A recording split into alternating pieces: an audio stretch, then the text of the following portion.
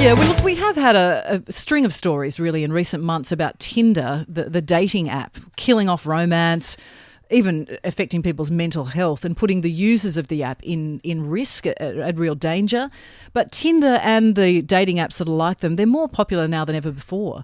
The stigma associated with online dating just doesn't exist. People use it. No, look, people use it. I've heard so many friends who have said to me that they've tried Tinder, and quite a few of them have actually had success and are in long-term relationships. That's how you define success. Right, well, okay. Yes, because I think people, initially might have used these apps just for more short-term flings, short-term, perhaps. that's right. A nice way of putting it. Yeah. But people have, they've gotten married and had children and Here to stay. formed relationships based on Tinder. So really, it has transformed the game to some extent. Denny Jones is a professional dating coach at the School of Attraction. Fantastic. There is such a thing. And he is also the author of Boosted, 50 Ways to Get a Match on Tinder. And Denny joins us on the line. Good morning to you. Good morning, guys.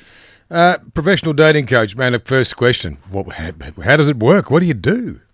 How does it work? Well, the dating scene it's pretty hard for a lot of guys.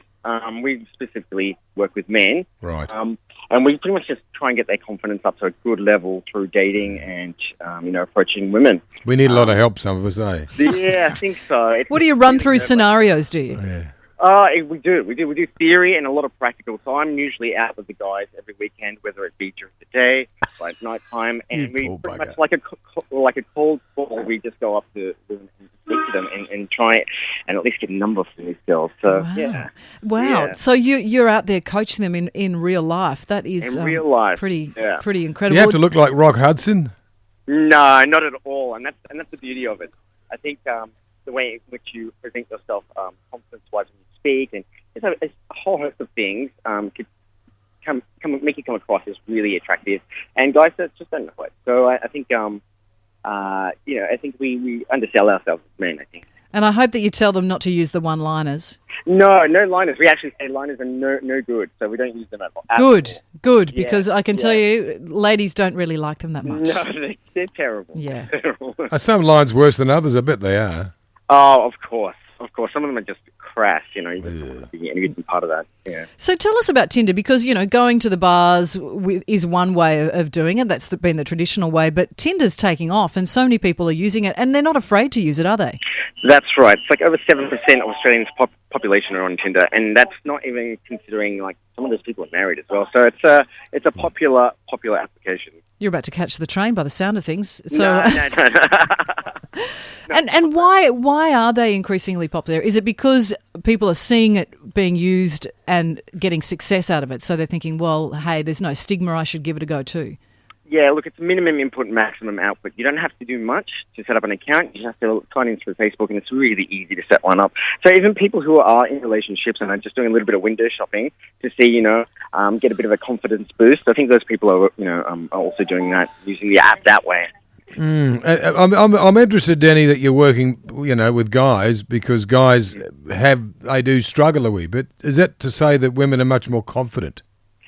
I know. I think through Tinder, I think women understand aesthetic a little bit more, understand the subtleties of communication. I think men, I don't know if you've experienced this, but a lot of men in relationships pretty much get dressed by their girlfriends or their wives or whatnot. It's just that we just lack the aesthetic eye. So some photos just are terrible, like what the guys are putting up there. So you kind of just need to be tweaking them quite a bit. People are just really selling themselves short. Yeah, putting a little bit of effort in, I suppose, is the way of showing it. But I think that they just don't understand. A lot of men don't understand why things aren't working out for them. Maybe the things they're saying in their tagline is that are pretty boring. It's just just little things that just tweak to really make a big difference. But that's the other side of the coin, isn't it? Because obviously with Tinder, you can pretty much invent your own identity to some degree, and that's a concern, that people aren't being realistic about who they really are, which, when you're meeting someone, you do sort of amp it up to some degree, don't you? In some way, shape or form. But you didn't, Murray? Please. Kept it real? I met my wife to be in the Union Hotel in North Sydney one day in 1983, and she said I was the biggest she'd ever met in her life. I thought, I met her, and I swear to goodness, Dennis, that I'm marrying this girl. And she thought I was the biggest tosser she'd ever met. And she left the pub never ever to see me again, and I tracked her. Oh, what? That's you could be arrested for that. No, That's being a stalker. In a nice way, because we had a mutual friend. I better amend that. And are you saying that I'm sure there are still people who meet up in a pub or in a cafe or whatever it might be, but Tinder really is it's galloping along and gathering supporters every day. Yeah, look, it's one of those things where you can just be in your underpants at home watching TV and talking to amazing, good-looking people. You know, it's just so easy. I think that's the big draw card for it. And also, as well, like, you don't.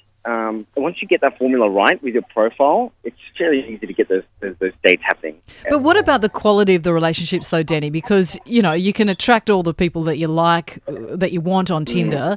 Do you swipe on Tinder? You swipe left or right? Is that how you do it? You know a bit too much about it.